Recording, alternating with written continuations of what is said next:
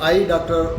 V.P. Bhardwaj, Senior Cardiologist, Bareilly, is here to say something about the modern management in heart diseases. अगर हम देखें heart disease का management बहुत ही कठिन नहीं है, हार्ट का मैनेजमेंट आसान है और हार्ट का सब्जेक्ट भी बहुत आसान है। बस थोड़ा सा ध्यान ये रखना पड़ेगा कि हल्की सी एनाटोमी, हल्की सी फिजियोलॉजी और हीमोडायनेमिक्स ध्यान में रहनी चाहिए। जैसे मैं एक एग्जांपल दूंगा, जैसे पीएसवीटी के केसेस होते हैं, पैरालिसिस होती है एसवीटी या पीएसवीटी के केसेस जो हैं पैरालिसिस वाले, तो उसमें हार्ट रेट सडनली 250-300 इस तरह से हो जाती है। अब ऐसे केसेस में ब्लड प्रेशर बहुत कम पेशेंट का, जब पेशेंट परेशानी में होता है, ब्लड प्रेशर वहाँ पे 80/60 ही आ रहा है और उसमें वेरापामिल, जिसको पहले से ड्रग आप चॉइस मानते रहें, हालांकि अब दूसरी ड्रग्स भी आ गई हैं, तो वो एक एंटी हाइपरटेंसिव का काम भी करती है, कैल्शियम चैनल ब्लॉकर है। तो डॉक्टर और नर्सिंग स्टाफ दोनों घबरा जाते हैं कि ब्लड प्रेशर तो 80/60 है और कहीं आईवी वेरापामिल लगाने से ऐसा न हो कि पेशेंट गुड़प हो जाए, बीपी उससे नीचे चला गया तो फिर प्रॉब्लम हो जाएगी। ऐसा नहीं है। अगर थोड़ी हीमोडायनेमिक्स समझें कि ब्लड प्रेशर कम क्यों है, ब्लड प्रेशर कम इसलिए होता है क्योंकि रेट बहुत ज़्यादा है, फीलिंग नहीं हो रही है, कार्डियक आउटपुट गिरा हुआ है। जैसे ही आप धीमे धीमे वेरापामिल का इंजेक्शन लगाएंगे और जहाँ पर जाने के बाद रिदम जैसे ही कन्वर्ट होगी, जैसे ही रिदम 250 या 300 से झटके से कन्वर्ट होकर खट से 80 या 75 के आसपास आएगी, ब्लड प्रेशर एकदम ऊपर उठ के नॉर्मल रेंज में आ जाएगा। तो कोई घबराने की ज़रूरत नहीं है। इसी तरह से आप देखिए, हम मैनेजमेंट में कहाँ से सीखते हैं, कार्डियक टेम्पोनेट, यानी दिल और दिल के बाहर की झिल्ली के बीच में जो पानी भर जाता है या ब्लड भर जाए या पस भर जाए जिस इन्फेक्शन की वजह से, तो उसकी वजह से उसके हार्ट की मायोकार्डियम पर प्रेशर आता है, उसको चलने में दिक्कत होती है। या पेरिकार्डियम फाइब्रोज हो जाए, जैसे कंस्ट्रक्टिव पेरिकार्डिटिस, तो इसमें पेरिकार्डियोसेंटेसिस या पेरिकार्डियक्टोमी की वजह से पेरिकार्डियम हटा दो या उसका फ्लूइड निकाल दो और हार्ट के ऊपर का प्रेशर हटते ही हार्ट की फीलिंग प्रॉपर हो जाएगी और हार्ट आराम से चलने लगेगा, प्रॉब्लम्स का निस्तारण हो जाएगा। इसी तरह से आप देखिए हार्ट फेल्योर के केसेस में क्या करते हैं। हार्ट फेल्योर के केसेस में आपको मैनेज करते समय ये ध्यान रखना पड़ता है कि हार्ट में नीली नसों से जो खून आता है अशुद्ध और आयोटा से बाहर फेंक देते हैं, तो ऐसी दवाइयों से मैनेज करते हैं जिसमें आने वाली नलियाँ यानी वेंस और जाने वाली दूर जाने वाली जो है आर्टरीज, धमनियाँ, ये दोनों ही डायलेट हो जाएं तो आपको मैनेज करने में आसानी हो जाती है। आप देखिए एक बहुत बड़ा एग्जाम्पल, कुछ चीज़ें देखिए कुदरत कैसे सिखाती है। आप देखिए एक टेट्रालॉजी ऑफ अलर्ट्स, ये बच्चे जो नीले पड़ जाते हैं उसमें 4 तरह की कमियां जन्म से रह जाती हैं, जिसमें मुख्य कमी जो होती है एक कि वेंट्रिकल का पर्दा बना नहीं होता है, दोनों तरफ का खून मिक्स हो जाता है। ऐसी कंडीशन में नीला खून शरीर में जाने लगता है और फेफड़े में जाने वाली नली सिकुड़ी हुई होती है, फेफड़े में जो खून ले जाने वाली जो राइट वेंट्रिकल से निकलती है। इस कंडीशन में देखिए बच्चे को कुदरत ने क्या सिखा दिया। बच्चा जब नॉर्मल बच्चों के साथ मोहल्ले में खेलता है तो वो क्या करता है, जब जैसे ही उसको साइनोटिक स्पेल्स आते हैं, जैसे ही उसको घुटन और सांस महसूस होती है, वो उखड़ू बैठ जाता है। इन स्क्वेटिंग पोजीशन में उखड़ू बैठ गया तो क्या होता है, उसकी खून की पॉप्लिटियल जो धमनियाँ हैं मुड़ गई, फेमोरल धमनियाँ दोनों तरफ की मुड़ गई, एब्डामन के ऊपर प्रेशर जनरेट किया जिससे एब्डामिनल एओर्टा में भी प्रेशर हो गया। नतीजा ये होता है कि इन सब का प्रेशर रिफ्लेक्ट होता है वेंट्रिकल में, हार्ट के वेंट्रिकल्स में, और उसमें जब प्रेशर बढ़ता है तो ज़्यादा से ज़्यादा खून फेफड़े के अंदर जो है वो जाने लगता है और उसको ऑक्सीजन मिलने लगती है और उसको आराम हो जाती है। ये बच्चे को किसी ने नहीं सिखाया। बच्चे खेल रहे हैं 9 साल 10 साल के और वो खेलते खेलते वो एकदम से उखड़ू बैठ जाते हैं, कोई नहीं सिखाता वहाँ पे बच्चों को। अब देखिए बच्चों से हम लोग ज़रूर सीख लेते हैं। हम लोगों ने ये क्या सीख लिया बच्चों से कि अगर यही पेशेंट उठा के माँ बाप अस्पताल में ले आते हैं तो हम देखते हैं कि बच्चे वहाँ क्या करते हैं, जो उखड़ू बैठ के वहाँ उन्होंने प्रेशर बढ़ाया वेंट्रिकल का, तो हम भी वही काम करेंगे इलाज में जिससे कि वेंट्रिकल का प्रेशर बढ़े। हम उसको बीटा ब्लॉकर देंगे, हम उसकी धड़कन कम करेंगे, हम उसका प्रेशर बढ़ाएंगे और ये कोशिश करेंगे कि पल्मोनरी जो चैनल है जिससे कि फेफड़े में ब्लड जा रहा है राइट वेंट्रिकल से, वो थोड़ी सी डायलेट हो, जिससे कि ब्लड ज़्यादा से ज़्यादा ऑक्सीजन के लिए वहाँ पर जाए। तो इस तरह से बहुत सारी चीज़ें हम लोग सीख लेते हैं। अब देखिए, हृदय में मैनेजमेंट में कहाँ से शुरू करते हैं। छोटी छोटी तकलीफ़ें तो हृदय में सब जगह होती हैं, हृदय में भी होती हैं, घबराहट, नाजिया, वॉमिटिंग, घुटन, भारीपन। लेकिन सबसे ज़्यादा जो इम्पॉर्टेंट परेशानियां जो आदमी फेस करता है, मरीज फेस करता है, वो चाहे बच्चा हो, किड्स हो, या बीच के उम्र के 5 से 15 साल के बच्चे हों, या फिर एडल्ट हों, उनकी कॉमन जो ज़्यादा प्रॉब्लम्स, जो बहुत इंपॉर्टेंट प्रॉब्लम्स है, वो होती है सांस, और दूसरी होती है पेन, सीने में दर्द। सांस तो सांस के ढंग से मैनेज करनी पड़ती है। और जो पेन है, पेन कैसे होगा? पेन होने के 2 कारण मुख्य होते हैं। एक तो मायोकार्डियम, पेरिकार्डियम में पेरिकार्डाइटिस, मायोकार्डाइटिस हो जाए, जैसा कि रूमेटिक हार्ट डिजीज़ में होता है, और दूसरा अंजाइना या हार्ट अटैक का दर्द है। अब यहाँ पर एक चीज़ हम ये बताना चाहेंगे कि पेरिकार्डाइटिस, मायोकार्डाइटिस या रूमेटिक आर्थराइटिस, इसमें ड्रग ऑफ चॉइस तो एस्प्रिन है। और एस्प्रिन के बारे में देखिए, एस्प्रिन की डोज कहाँ से कहाँ तक जाती है। एक टेबलेट 325 मिलीग्राम की एस्प्रिन की आती है, और एस्प्रिन की डोज इसमें हो जाती है रूमेटिक प्रॉब्लम में, कार्डाइटिस में, रूमेटिक आर्थराइटिस में 4 से 12 ग्राम। अब देखिए कितनी गोलियां हो गई, 4 से 12 ग्राम बहुत बड़ी डोज हो गई। और वही एस्प्रिन हार्ट में दूसरी जगह कितनी दी जाती है, जहाँ एंटीप्लेटलेट जिसको कहते हैं, खून को पतला करने के लिए मरीज को देते हैं, वो डोज सिर्फ 40 मिलीग्राम ही काफ़ी होती है। तो कहाँ 40 मिलीग्राम और कहाँ 12 ग्राम। तो ये इस तरह से हम इन सब चीज़ों को मैनेज करते हैं। अब देखिए, एक अडल्ट में सबसे ज़्यादा हार्ट की बीमारी के बारे में लोग जागरूक रहते हैं कि अडल्ट को हार्ट अटैक हो गया, अंजाइना हो गया, तो ये सब बड़ी बात जो है लोगों को ध्यान रहती है। तो अगर हार्ट अटैक होता है तो कितने चरण में किस का समाज में क्या रोल है। सबसे बड़ा रोल ये है कि समाज में आप पेशेंट गांव में है, गांव वाले देख रहे हैं उसको, या कोई मेडिकल पर्सनल है, फार्मासिस्ट है, या गांव के लेमैन है, खेती आजकल सबको नॉलेज है, हर गांव में एस्प्रिन मिलती है। पेशेंट को सबसे पहले फील्ड के लोगों को, परिवार के लोगों को, मोहल्ले के लोगों को ये चाहिए कि दौड़ के कहीं से परचूनी की दुकान से या छोटे मेडिकल स्टोर से या सरकारी डिस्पेंसरी से एस्प्रिन ले आएँ, उसको एस्प्रिन जल्दी से मरीज को खिला दें और मरीज को लेटा दें। उसके बाद शीघ्र ही व्यवस्था करें कि मरीज को बहुत आहिस्ते से गाड़ी से ट्रांसपोर्ट करें किसी नज़दीकी डॉक्टर के पास। नज़दीकी डॉक्टर की क्या ड्यूटी है? मरीज तड़प रहा है दर्द से, नज़दीकी डॉक्टर की ड्यूटी है कि मॉर्फिन को डाइल्यूट करके आईवी स्लो लगाना शुरू करें। मरीज से कहें कि बेटा धीरे धीरे आराम से गहरी गहरी सांस लो, और जब दर्द बंद हो जाए तो बता देना। वो सांस ले रहा है और बहुत धीमे धीमे डॉक्टर उसको पुश कर रहा है या नर्स उसको पुश कर रही है, और जैसे ही दर्द कम होने लगेगा, जब मरीज बता देगा कि हाँ दर्द बंद हो गया। अब अगर मान लीजिए 15 मिलीग्राम मॉर्फिन को 10 ml फ्लूइड में आपने डाइल्यूट करके लगाना शुरू किया था, और आपकी 6 ml फ्लूइड जाते ही आपका उसका दर्द बंद होगा, बाकी मॉर्फिन आप फेंक दो, कोई ज़रूरत नहीं सारी मॉर्फिन देने की। आईवी मॉर्फिन देने से एक सबसे बड़ी बात यह कि वोमिटिंग नहीं होती। इंट्रामस्कुलर मॉर्फिन देते हैं तभी वोमिटिंग होती है, तब उसके साथ में फिनार्गन और दूसरी चीज़ें देनी पड़ती हैं वोमिटिंग देने के लिए। लेकिन आईवी अगर देते हैं तो फिर वोमिटिंग की समस्या नहीं रहती।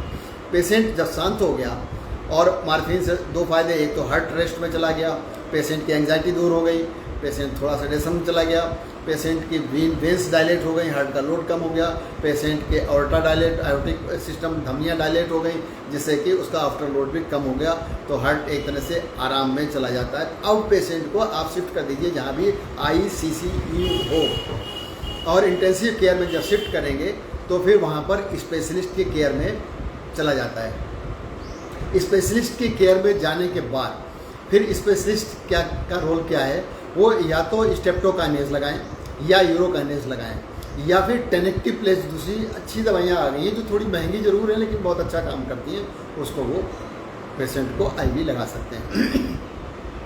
उसके अलावा इन दवाइयों के अलावा अगर ये दवाइयाँ उपलब्ध नहीं हो और उस अस्पताल में कैथ लैब भी है, तो पेशेंट अगर अफोर्ड कर सकता है ट्रीटमेंट को, तो उसको एंजियोग्राफी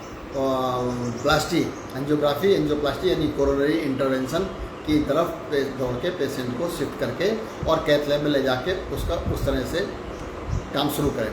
अब यहाँ पर एंजियोप्लास्टी और एंजियोग्राफी के बारे में बताने से पहले हम आईसीयू मैनेजमेंट के बारे में थोड़ा सा मॉडर्न मैनेजमेंट के बारे में बताना चाहेंगे कि देखिए, अटैक के बाद मरीज में दो तरह की कॉम्प्लिकेशंस हो सकती हैं। दो तरह की कॉम्प्लिकेशंस कौन सी? एक मैकेनिकल, दिल जख्मी हुआ है, उसके अंदर ताकत कम हुई है, तो वो या तो फेल्योर में जाए, मैकेनिकल यानी पंप करने की ताकत कम होगी, या वो उसको हार्ट फेल्योर होगा या कार्डियोजेनिक शॉक होगा। अगर 40% से ज़्यादा मायोकार्डियम मांसपेशी दिल की नुकसान हो गया है, उसको डेड हो गई है, तो फिर पेशेंट कार्डियोजेनिक शॉक में चला जाएगा। उसके मैनेजमेंट के लिए एक्सटर्नल और इंटरनल असिस्ट करने वाली डिवाइसेस बनी हुई हैं, जिसको स्पेशलिस्ट डॉक्टर ही वहाँ पे करता है। दूसरी, जिसकी वजह से कार्डियोलॉजी की चर्चाएं हैं, हर जगह चर्चा में कार्डियोलॉजी रहती है, वो है जिसकी वजह से सडन डेथ होती है, मौका ही नहीं मिलता पेशेंट एकदम समझ, वो होती है अरिथमिया। अब अरिथमिया देखें कितने तरह की होती है और कौन सी अरिथमिया ज़्यादा डेंजरस होती है। अगर हम हृदय की संरचना पर जाएं तो देखिए, ऐसे नोड जो बड़ा पावर हाउस जो होता है, ऐसे नोड साइनो आर्टेरियल नोड जो राइट साइड के एट्रिया में होता है, वो अगर बीमार पड़ा, उसमें खून की दौड़ कमी हुई तो उसकी वजह से अरिथमिया हो सकती है। दूसरी अरिथमिया हो सकती है एवी नोड, एट्रियोवेंट्रिकुलर नोड की वजह से अरिथमिया हो सकती है। तीसरी अरिथमिया हो सकती है बंडल ब्रांच, जो राइट और लेफ्ट बंडल जो होते हैं नीचे एवी नोड से नीचे जाते हैं, उसके ब्लॉक की वजह से अरिथमिया हो सकती है। और अट्रिया की मांसपेशी फड़फड़ाने लगे, उसकी वजह से अरिथमिया हो सकती है। या वेंट्रिकल में अपनी ऑटोमेटिसिटी होती है, अपनी करंट जनरेट करने की क्षमता होती है, उसकी वजह से अरिथमिया होती है। अब देखिए, जो अट्रिया की वजह से अरिथमिया होती है, मोस्टली अट्रियल फिब्रिलेशन और अट्रियल फ्लटर, ये एक डिवाइस होती है आईसीयू के अंदर भी होती है, और उसके वो इलेक्ट्रिक करंट देने के लिए होती है। उसमें कंप्यूटराइज सिस्टम होता है। अगर अट्रियल फिब्रिलेशन है तो हम बहुत ही लो डोज करंट डालने से उसकी अरिथमिया टर्मिनेट हो जाती है, अट्रियल अरिथमिया। और इसी तरह से अगर नीचे अगर बढ़े एवी नोड के ब्लॉक्स को देखें तो एवी नोड के ब्लॉक्स जो है 3 स्टेजेस में बांटते हैं, फर्स्ट डिग्री, सेकेंड डिग्री और थर्ड डिग्री। जो थर्ड डिग्री होता है कंप्लीट एवी ब्लॉक होता है, जिसमें ऊपर नीचे का कनेक्शन नहीं रहता, कम रेट से पी वेव अलग आती है, अट्रिया अलग चल रहा है, वेंट्रिकल अलग चल रहा है। ऐसी कंडीशन में फिर पेस मेकर की जरूरत पड़ती है, और हर आईसीयू में या आईसीयू में पेस मेकर की सुविधा और एक्सपर्ट होते हैं, जिसमें तुरंत टेम्परेरी पेस मेकर तुरंत डाला जा सकता है, क्योंकि परमानेंट पेस मेकर उपलब्ध तुरंत नहीं होता है, टेम्परेरी तो वहाँ रखा रहता है, उसमें बैटरी बदलते रहो, तो टेम्परेरी पेस मेकर पे पेशेंट आ गया तो उसकी धड़कन चलती रहेगी। इसी बीच में जल्दी से जल्दी परमानेंट पेस मेकर को बाज़ार से खरीद के लगा के मरीज़ को बचाया जा सकता है। ये पेस मेकर की बात हो गई। अब जब सबसे ज़्यादा इसमें मौका मिलता है, इलाज करने का मौका मिलता है हार्ट ब्लॉक में, और अट्रियल फिब्रिलेशन में भी मौका मिलता है। अब वेंट्रिकल की अरिथमिया, जो वेंट्रिकल में मांसपेशी होती है, उसमें अपनी करंट जनरेट करने की क्षमता होती है, जिसमें से अलग से वो करंट फायर करता है, तो उसको कहते हैं वेंट्रिकुलर एक्टोपिक्स। अलग से एक अलग तरह का ईसीजी उसमें आ जाता है, और अगर ऐसा होता है तो थोड़ा सा डॉक्टर को और स्टाफ को अलर्ट रहना पड़ता है, और उसको एक्टोपिक्स को कम करने की कोशिश करनी पड़ती है शीघ्र से शीघ्र। और अगर ये बढ़ जाते हैं एक्टोपिक्स, तो क्या होता है, जब बहुत ज़्यादा बढ़ जाएंगे तो हार्ट तेज़ी से चल पड़ेगा, जिसको कहते हैं बीटी, यानी वेंट्रिकुलर टैकीकार्डिया। जब वेंट्रिकुलर टैकीकार्डिया जब हो जाती है तो इसको टर्मिनेट करने के लिए उसी डिवाइस में, वही जो डिफिब्रिलेटर या कार्डियोवर्टर कम डिफिब्रिलेटर मशीन जो है, उसे करंट डालनी पड़ती है। अब यहाँ पे एक बात जानना जरूरी है, जैसे हमने अट्रिया में बताया कि डायरेक्ट उठाया, पैडल लगाया और करंट डाल दी, कम डोज 25 जूल डाल दी, 25 में नहीं कन्वर्ट हुआ तो 50 कर दी, 75 कर दी, 100 कर दी, मतलब कम जहाँ पे टर्मिनेट हो गया कम जूल पे टर्मिनेट। लेकिन बीटी वेंट्रिकुलर टैकीकार्डिया कम डोज में टर्मिनेट नहीं होती है। और इसमें सिंक्रोनाइज मशीन ऑटोमेटिक सिंक्रोनाइज करती है, सिंक्रोनाइज बटन होता है, उसको मशीन में जब दबा देंगे तो मशीन मरीज़ के दिल की धड़कन से वो टाइम सेंस कर लेगी जहाँ पर ईसीजी पे आर वेव आती है, और जब आप बटन दबाएंगे डिस्चार्ज का, तो जो जितनी भी आप एनर्जी या करंट डालना चाहेंगे वो आर वेव पे पड़ेगी और तभी धड़ से वो कन्वर्ट हो जाएगा, बीटी कन्वर्ट होकर नॉर्मल रिदम चलना शुरू हो जाएगी। और अगर वेंट्रिकुलर फिब्रिलेशन के केस में देखें, वेंट्रिकुलर फिब्रिलेशन में तो आपको सिंक्रोनाइज नहीं करना पड़ता, क्योंकि वहाँ तो आपका आर वेव आ ही नहीं रही है, वहाँ तो दिल एकदम फड़फड़ा रहा है। वहाँ तो आप पैडल उठाइए, धड़ से लगा के वो करंट, मैक्सिमम करंट जितनी उसमें मशीन आपकी दे सकती है आप डाल दीजिए, तो उससे आपका वेंट्रिकुलर फिब्रिलेशन कन्वर्ट होने के पूरे चांस रहते हैं। एक बार नहीं हुआ तो दोबारा फिर ट्राई कर लीजिए, दोबारा ट्राई कर लीजिए, और नहीं ट्राई होता है तो आप पेशेंट को लूज़ कर देंगे, पेशेंट फिर आपके यहाँ से दुनिया से चला जाएगा। तो लेकिन इसमें इस पूरे प्रोसीजर में चाहे अट्रियल करंट, अट्रिया में करंट डालनी हो, अट्रिया की वजह से रिदम कन्वर्ट करनी हो, चाहे बीटी कन्वर्ट कार्डियोवर्ट करना हो, चाहे वेंट्रिकुलर फिब्रिलेशन कार्डियोवर्ट करना हो, तो आपको इमीडिएटली अपने स्टाफ से, इधर आप लगाने जा रहे हैं करंट, उधर उससे कहिए कि जल्दी से इतनी डोज हिपैरिन की आईवी लगा दे। हिपैरिन लगना बहुत ही ज़रूरी होता है। और वेंट्रिकुलर फिब्रिलेशन के केस में चूँकि इतनी जल्दी हिपैरिन नहीं लग सकता, आपको करंट पहले डालनी पड़ती है, तेज़ी से डालनी पड़ती है, वो उसमें हिपैरिन भरने में हो सकता है कुछ आधा मिनट लग जाए, तो आप पहले लगा दीजिए, लेकिन हिपैरिन तुरंत ही साइमल्टेनियसली हिपैरिन भी उसको लगवा ही दीजिए। तो इस तरह से आप आईसीयू के मैनेजमेंट को आराम से हर तरह की कॉम्प्लिकेशंस का मुकाबला कर सकते हैं पेशेंट में। अब आई बात कैथ लैब की, तो अब आप आगे के मैनेजमेंट में अगर पेशेंट अफोर्ड करता है या उसको बहुत ज़रूरी है, या उसको रेस्क्यू मैनेजमेंट करना है, जो दवाइयों से उसका पूरी कोरोनरी आर्टरी नहीं खुली दवाइयाँ देने से, स्ट्रेप्टोकाइनेस, टेनेक्टिप्लेज वगैरह जो भी नहीं खुली, तो आपको एंजियोग्राफी और एंजियोप्लास्टी करनी ही पड़े। अब ग्राफी और प्लास्टी में क्या फ़र्क है? ग्राफी एक तरह की जांच है जिसमें आज सिर्फ जांच करके देखते हैं कि आर्टरी में रुकावट कहाँ पे है। जहाँ पे रुकावट होती है, बल्ज होता है ल्यूमेन में, जो पाइपलाइन है खून की, कोरोनरी आर्टरी की, दिल की जो धमनी है, उसमें जहाँ पे बल्ज अंदर होगा वहाँ पर नस पतली होगी। जब डाई डालेंगे कैथेटर से वहाँ पर पहुँचाने के बाद में, तो डाई ब्लड में मिक्स करेगी, और वो डाई ऐसी होती है, ऐसा कलर होता है उस दवाई का कि उसके ऊपर एक्सरे पड़ेगा, तो वो खून पूरा का पूरा जहाँ तक वो दवाई खून में मिक्स हो जाएगी, वो चमक जाएगा। तो जहाँ पर रुकावट नहीं होगी वो उतना हिस्सा चौड़ा आएगा, और जहाँ पर रुकावट होगी वो पतला, उतना हिस्सा पतला आएगा। इससे फिर कंप्यूटराइज मशीन से ये जज कर लेते हैं कि हमारी रुकावट कितने % है और कितनी दूरी तक है। उसके हिसाब से फिर स्टेंट डिज़ाइन करते हैं, और स्टेंट डिज़ाइन करके वहाँ पर स्टेंट एक तरह से लेमैन भाषा में आप स्प्रिंग जैसी चीज़ समझ लीजिए, और उस स्प्रिंग को डाल के फुला के वहाँ पर छोड़ देते हैं, तो वो जो पिचका हुआ हिस्सा होता है जहाँ पे अंदर चीज़ें जमा होती हैं वो फैल जाता है, और फिर उसमें से ब्लड सप्लाई पूरी होने लगती है। स्टेंट थोड़ा महंगा प्रोसीजर है, लेकिन इसमें स्टेंट भी दो तरह के आते हैं।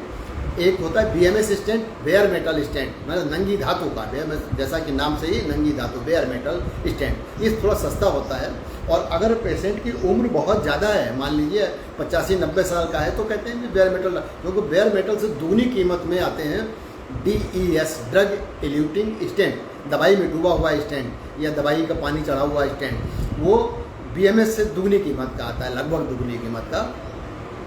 तो ऐसी अवस्था में अगर पेशेंट के पास जीवन के 85 साल गुजर चुके हैं, 90 साल गुजर चुके हैं, उसको स्टेंट होना है, तो कहते हैं कि अब ये 5 साल 8 साल के बाद तो वैसे ही चले जाएंगे, 5 साल 8 साल के लिए ये सस्ता वाला स्टेंट BMS वाला डलवा। लेकिन अगर पेशेंट की उम्र कम है तो हमेशा पेशेंट को चाहिए कि वो DES, ड्रग एल्यूटिंग स्टेंट, वो पैसे के चक्कर ना पड़े, उसको अच्छा दवाई में डुबाओ, क्योंकि फिर उसको लाइफ लॉन्ग चलेगा वो।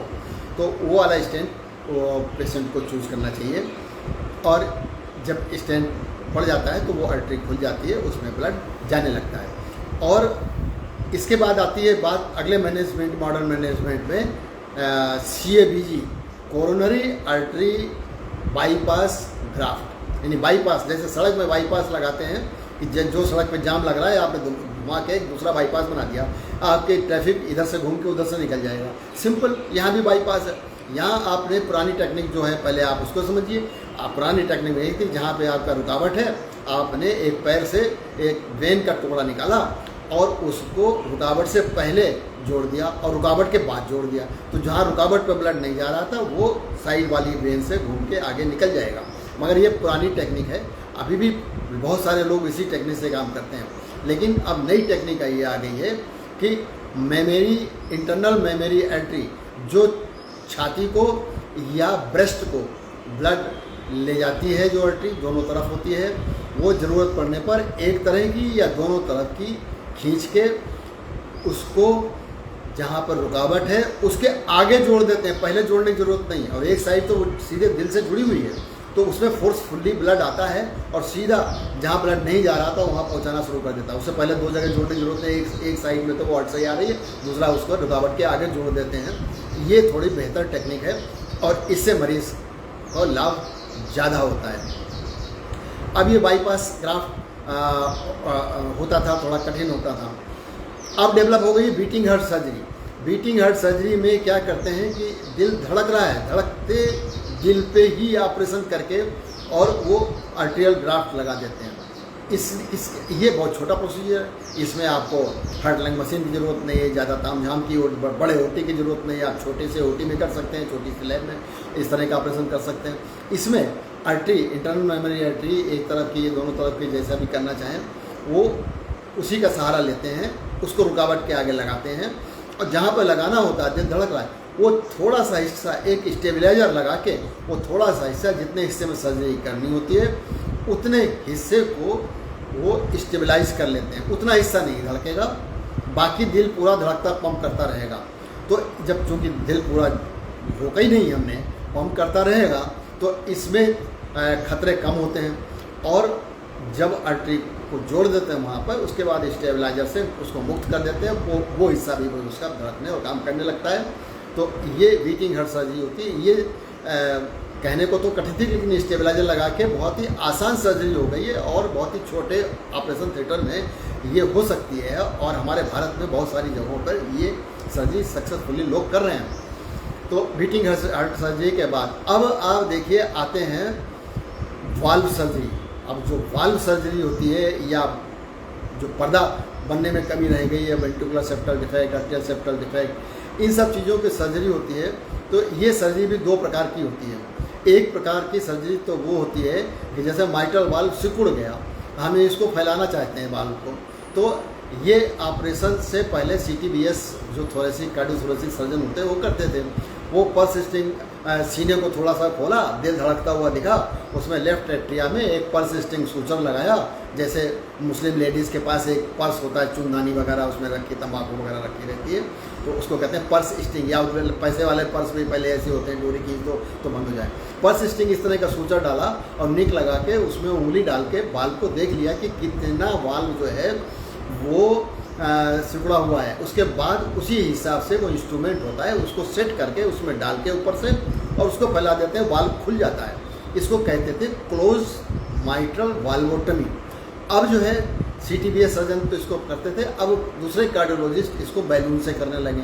उन्होंने कैथेटर से बैलून डाला, कैथेटर लेके और बैलून वहाँ पे फुला दिया, तो वो वाल्व जो है खुल जाता है। तो इसको BMB कहते हैं, पहले वाले को CMB, क्लोज माइट्रल वाल्वोटमी। तो ये BMB CMB छोटे छोटे ऑपरेशन है, इसमें सीने को खोलना भी नहीं पड़ता, इसमें तार डाल के BMB से उसको फुला देते हैं। और वो ऑपरेशन भी वैसे छोटा ही था, पसलियाँ थोड़ी सी मसल काटी, पसलियों पर रिट्रैक्टर लगा कर रिट्रैक्ट किया, हार्ट दिखने लगेगा, पर्स स्ट्रिंग सूचर लगाया, उंगली डाली और आराम से इंस्ट्रूमेंट डाल के उतना उसको फैला दिया। अब बात आती है, लोग कहते हैं कि ये ओपन हार्ट सर्जरी क्या होती है। तो मैं बता दूं, ओपन हार्ट सर्जरी जो है सबसे बड़ी सर्जरी, एक तरह से इसको मान सकते हैं। ओपन हार्ट सर्जरी में दिल को रोक देना पड़ता है। ओपन हार्ट सर्जरी के लिए बड़ा तामझाम चाहिए। ओपन हार्ट सर्जरी के लिए एक तो आपकी एक थोरेसिक सर्जन की टीम आसानी से नहीं कर पाती, डबल टीमें काम करती हैं, टाइम ज़्यादा लगता है। एनेस्थीसिया की भी लगभग डबल टीमें काम करती हैं। आपको OT के अंदर बैलिस्टोकार्डियोग्राफ मशीन चाहिए, आपको वेंटिलेटर्स वहाँ पे चाहिए, आपको हार्ट लंग मशीन चाहिए, ऑक्सीजन सिस्टम बहुत है आपका दुरुस्त होना चाहिए, आपका जो बायोकेमिस्ट्री लैब लगातार खुली रहनी चाहिए, आपको ज़्यादा ब्लड चाहिए क्योंकि कुछ ब्लड मशीन भी अपने सर्कुलेशन में लेगी। इस तरह से आपको ब्लड की थोड़ी रिक्वायरमेंट ज़्यादा चाहिए। और आपको चाहिए कार्डियोप्लेजिक सॉल्यूशंस और स्पेशलाइज्ड एनेस्थेटिस्ट जो कार्डियोप्लेजिया देने में सक्षम हों। कार्डियोप्लेजिया क्या है? कार्डियोप्लेजिया एक तरह का जो प्लेजिया का मतलब पैरालाइज कर दिया आपने हार्ट के धड़ को ठंडा कर दिया। तो ये चिल्ड सॉल्यूशंस होते हैं जिसमें पोटेशियम ज़्यादा होता है, पोटेशियम रिच सॉल्यूशंस होते हैं, जिसको फ्रीजर में डाल के बहुत ही चिल्ड कर लिया जाता है। उसको एनेस्थेसिस ला के हार्ट मसल्स के ऊपर, सीना खोलने के बाद हार्ट मसल्स के ऊपर और हार्ट के अंदर भी वो प्रवाहित करते हैं, जिससे कि ठंडा होकर और पोटेशियम के इफेक्ट में वो हार्ट की सारी मांसपेशियों की गति रुक जाती है। अब कोई धड़कन फड़कन दिल में नहीं, कोई चलते दिल पे तो ऑपरेशन करने मुश्किल होता है। अब इसको हार्ट लंग मशीन से जब कनेक्ट करते हैं तो हार्ट लंग मशीन में देखिए क्या है, हार्ट लंग मशीन से 2 कैनुला आते हैं। वो कैनुला एक सुपीरियर वेना केवा, एक इन्फीरियर वेना केवा में लगा देते हैं, जिससे शरीर से जो नीला खून पूरे शरीर से लौट के आता है वो हार्ट लंग मशीन में चल जाने लगता है। अब ये तो आपने लगा दिया, यहाँ तक प्रॉब्लम नहीं है। अब और यही पहले लगाना चाहिए, वेनस ही पहले लगाया जाना चाहिए इसमें। इसके बाद आप एओर्टिक कैनुला लगाएंगे। एओर्टिक कैनुला लगाते ही चूंकि दिल धड़क रहा है, कार्डियोप्लेजिया से पहले ही कैनुला डालना पड़ता है, क्योंकि कार्डियोप्लेजिया पहले दे दिया तब तो वो ब्रेन की सप्लाई कट ऑफ हो जाएगी। तो पहले ही चलते दिल पे आपने एओर्टिक कैनुला भी डाल दिया, वेनस कैनुला पहले डाला फिर एओर्टिक कैनुला डाला। एओर्टिक कैनुला में जैसे ही आप निक लगाएंगे तो बचा हुआ जो जितना फेफड़े की खून की नलियों में ब्लड है, जितना ब्रेन हार्ट के अंदर जितना ब्लड बचा हुआ, वो सब पिचकारी के रूप में बड़ी तेज़ी से पिचकारी उसकी निकलती है। आपको अगर आँखों को प्रोटेक्ट सर्जन ने नहीं किया हुआ है, आँखों में ब्लड भर गया तो 1-2 मिनट तो आँखों से ब्लड साफ करने में ही निकल जाएगा। और आपके शैडोलेस लैंप के ऊपर जो लाइट लगी होती है उस लाइट के ऊपर भी ब्लड जाके बैठ जाता है, जिससे कि लाइट आना कम हो जाती है। ये एक बहुत बड़ी समस्या होती है। तो ऐसे में सर्जन को, थोरेसिक सर्जन जो कैनुला डालने जा रहा है, उसको अपनी आंखों को प्रोटेक्ट करके रखे, जिसके उसमें टाइम ना लगे। यहाँ पर टाइम बहुत ज़रूरी है, ये बात हम बहुत बता दें, इसमें टाइम बहुत ज़रूरी है।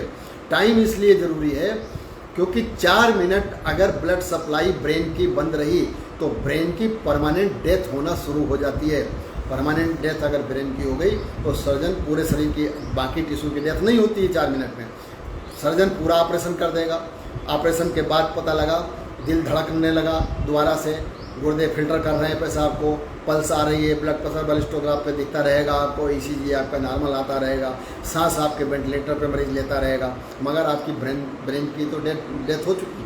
अब आप जैसे वेंटिलेटर बंद करेंगे वो शांत हो जाएगा, वेंटिलेटर ऑन कर दें, फिर पूरे सारे फंक्शन करने लगेंगे, हाथों की गति आपको मेंटेन मिलेगी, पेशाब आपकी बनती हुई मिलेगी, ड्रिप से आप फ्लूइड देते जा रहे हैं। पेशेंट वेजिटेटिव, ऐसे पेशेंट को घर वालों को वापस कैसे सौंपेंगे, ये बहुत ही बड़ी समस्या हो सकती है। तो ऐसे मौके पे क्या करना चाहिए, ऐसे मौके पे करना ये चाहिए कि आपको ध्यान रहे कि आप हार्ट लंग मशीन कनेक्ट करने जा रहे हैं तो फटाफट आप वीनस कैनुला कनेक्ट करें, उसमें आपको प्रॉब्लम नहीं है, वो तो वीनस कैनुला है, खट से लग जाएंगे, वो कोई पिचकारी नहीं मारेंगे।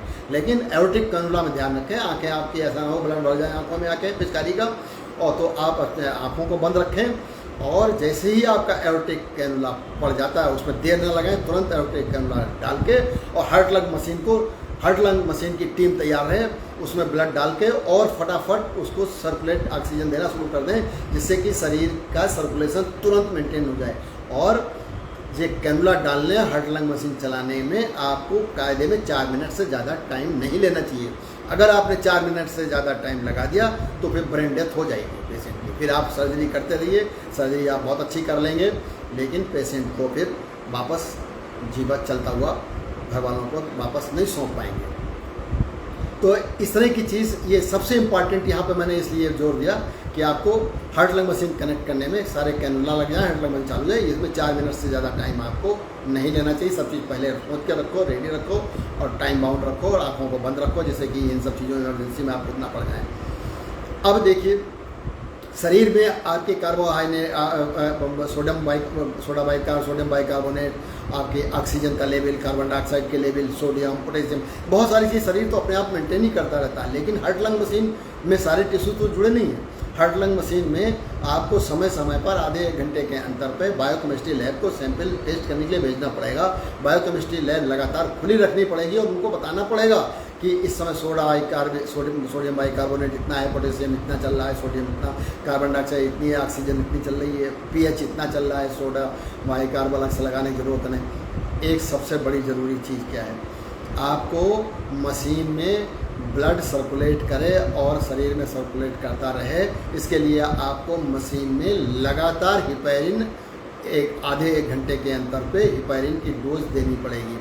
और हिपैरिन के लिए फिर यहाँ पर एक चीज़ मैं बता देना चाहूँगा कि हिपैरिन में भी आपको सबसे ज़्यादा इम्पॉर्टेंट बात जो ध्यान देनी है, सारी टीम को, चाहे वो कार्डियोथोरेसिक सर्जन की टीमें हों, चाहे एनेस्थीसिया की टीमें हों, सबको उस पर नज़र रखनी पड़ेगी, चाहे हार्ट लंग मशीन की टीम हो, कि हिपैरिन की हाफ लाइफ होती है सिर्फ 30 मिनट। और यानी जो हिपैरिन अभी लगाई 30 घंटे बाद आधी रह जाएगी। फिर आप थोड़ी और लगाएंगे तो कुछ तो पहले वाली आधी बची है, कुछ और लगाई तो उसकी बची हुई आधी, और जितनी लगाई वो फिर दोनों मिलके उसके आधे घंटे बाद आधी हो जाएंगी। इस तरह से वो पहले वाली डोज आधी होती जा रही है, जो लगाते जा रहे हो आधे घंटे बाद आधी होती जा रही है, धीरे धीरे करके आगे आप और लगाते जा रहे हो, जिससे नलियों में खून जम ना जाए। अब जब आप सर्जरी कर लेते हैं तब आपके पास बड़ा चैलेंजिंग होता है। जो कई घंटे की सर्जरी में आप थकान महसूस करते हैं, आपका दिमाग भी पजल हो चुका होता है, शरीर से भी थक चुके होते हैं, उस समय आपके पास सोचने में और तालमेल बैठाने में थोड़ी क्षमता कम भी हो सकती है। उस समय आप सोचते हैं कि हिपैरिन का एंटीडोट प्रोटामिन जिंक है। आपने प्रोटामिन जिंक लगाया, आप जितना हिपैरिन हार्ट लंग मशीन वाले से कह दिया सब एक पेपर पर लिखते जाओ, वो लिखता जा रहा है कि इतने बजे इतना लगाया, इतने मिनट पे इतना लगाया, इतने मिनट पे इतना लगाया। आपने 4 घंटे सर्जरी करी और उसके बाद में सारा हिपैरिन को जोड़ा, और सारे हिपैरिन को जोड़ के और टोटल डोज के हिसाब से आपने प्रोटामिन जिंक लगा दिया, क्या होगा? उतना हिपैरिन तो बचा ही नहीं। हिपैरिन तो हर डोज आधे घंटे बाद आधी होती चली जा रही है, तो हिपैरिन कितना बचा? बहुत थोड़ा बचा होगा, लेकिन आपने टोटल डोज अगर कैलकुलेट कर ली। इसके लिए बहुत बड़ा कंप्यूटराइज सिस्टम से आपको कोई तरीका ऐसा ज़रूर रखना पड़ता है कि जिसकी वजह से आपके लास्ट में पता लगे कि हिपैरिन कितना होगा। आप प्रोटामिन जिंक की उतनी डोज लगाएं, अगर उससे ज़्यादा डोज आपकी लग जाती है तो क्या होगा? एंटीडोट तो ज़रूर है, वो हिपैरिन को न्यूट्रलाइज तो करता ज़रूर है, लेकिन हिपैरिन का क्या काम है? हिपैरिन अगर कोई नस कट गई तो खून बहा देगा, उसको हिपैरिन को न्यूट्रलाइज करना काम है प्रोटामिन जिंक का। लेकिन प्रोटामिन जिंक हिपैरिन को तो न्यूट्रलाइज करता है, लेकिन ये स्वयं ही खून को बहाने की क्षमता इसमें होती है। अगर आपने प्रोटामिन जिंक टोटल हिपैरिन से कैलकुलेट करके लगा दी तो आपका ब्लड तो वहीं से बहना शुरू हो जाएगा। फिर आप सोचते रहिए कि प्रोटामिन जिंक का हम एंटीडोट कहाँ से लाएं, और पेशेंट जो है फिर लगातार प्रोफ्यूज ब्लीडिंग और ऊजिंग करता करता जो है वो दम तोड़ देगा। तो ये यहाँ पर ये कुछ पॉइंट्स जो हैं, एक तो हिपैरिन वाले पॉइंट्स पे आपको विशेष ध्यान रखना है। दूसरा, आपको हार्ट लंग मशीन कनेक्ट करने में 4 मिनट से ज़्यादा, कैनुला डालने में, हार्ट लंग मशीन चालू करने में 4 मिनट से ज़्यादा अगर आप टाइम लेते हैं तो समझ लीजिए पेशेंट का ब्रेन डैमेज आपने कर दिया। तो इस तरह से ये जो है एडवांस कार्डियक मैनेजमेंट जो है ओपन हार्ट सर्जरी, जिसको सबसे बड़ी सर्जरी ओपन हार्ट सर्जरी होती है, इसको कहते हैं ओपन हार्ट सर्जरी। कुछ लोगों को भ्रांतियाँ, लोग कहते हैं कि सीना खोल दिया, हार्ट धड़कता हुआ देखने लगा, ये ओपन हार्ट सर्जरी नहीं होती है। ओपन हार्ट सर्जरी में हार्ट को रोकना पड़ता है, हार्ट को खोलना पड़ता है। हार्ट को, क्योंकि चलते हार्ट पे आप बाल्ब नहीं लगा सकते हैं। आप जब ठंडा बिल्कुल हार्ट हो गया तब आप बाल्ब लगा सकते हैं, और जब आपने बाल्ब लगा दिया या सेप्टा को रिपेयर कर दिया तब आप हार्ट को दोबारा रीस्टार्ट करेंगे। रीस्टार्ट जनरली हो ही जाता है, लेकिन मशीन है, कभी हार्ट रीस्टार्ट नहीं हो पाया किसी वजह से तो पेशेंट की मृत्यु भी संभावित रहती है। बाकी मैं समझता हूँ कि एडवांस मैनेजमेंट जो है, मॉडर्न मैनेजमेंट के बारे में मुख्य बातें हमने सारी ही बता दी। एक बात और मैं बताना चाहूँगा यहाँ पे कि एयरपोर्ट, बड़े इंस्टीट्यूट, बड़े होटल्स, इन सभी जगह चूँकि सडन कार्डियक डेथ जो होती है वेंट्रिकुलर फिब्रिलेशन से होती है, जो हमने पहले अरिथमिया में बताया था। तो वेंट्रिकुलर फिब्रिलेशन के लिए आपको सीधा सीधा मशीन के पैडल उठा के सीने पर लगा के करंट डाल देनी होती है। उसमें आपको सिंक्रोनाइज भी नहीं करना, टाइम भी नहीं लगाना। तो ऐसी मशीनें आने लगी हैं जिसको कहते हैं AED, ऑटोमेटेड एक्सटर्नल डिफिब्रिलेटर्स। ये मशीनें सभी जगह एयरपोर्ट पे होती हैं, सारी दुनिया के बड़े होटल्स में होती हैं, तो इस मशीनों में अगर कोई सडनली चलता फिरता आदमी उसको वेंट्रिकुलर फिब्रिलेशन हो गया, वो एकदम से गिर के फेंट हो जाए, तुरंत ही उसकी डेथ होने लगती है। तो उस समय तुरंत ही मशीन अगर आसपास अवेलेबल है तो खींच के उसके पैडल लगाओगे, तो जैसे ही पैडल लगाएंगे अगर उसकी धड़कन दोबारा जब तक पैडल खींचा आपने अगर चल गई तो मशीन स्वयं बोलेगी डज नॉट रिक्वायर्ड शॉक, आप मत लगाइए शॉक। अगर रिदम वापस नहीं आई है इतनी देर में और वेंट्रिकुलर फिब्रिलेशन में है तो मशीन बोलेगी patient require shock, please give shock. तो इस तरह से ये मशीनें जो हैं AED मशीनें, एक्सटर्नल ऑटोमेटेड एक्सटर्नल डिफिब्रिलेटर्स सभी बड़े होटल सारी दुनिया में रहते हैं और एयरपोर्ट या बड़े स्टेशनों पर भी रहते हैं। धन्यवाद।